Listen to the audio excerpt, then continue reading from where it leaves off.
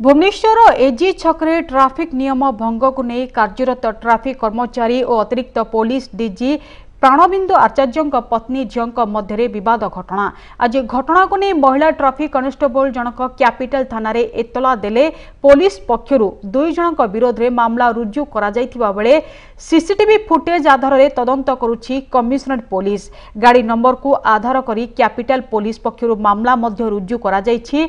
गतकाली संपृक्त महिला traffic constable जनक कार्यरत थिबा बेले समस्या देखा देथिला।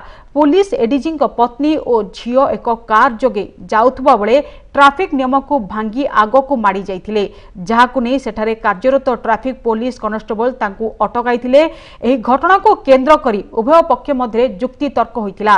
पर एडीजी पत्नी और झील गाड़ी ओह्लाई एजी छकरे छिड़ा होई मुख्यमंत्री नवीन पट्टनायक दृष्टि आकर्षण करिवे बोली धमक मध्य देइथिले।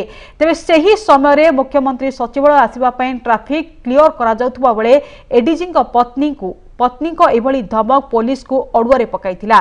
फरे बाध्य होई एडीजी पत्नी और झील को ट्राफिक निकटस्थ ट्राफिक थाना को नहीं बसाई दिया जाइथिला।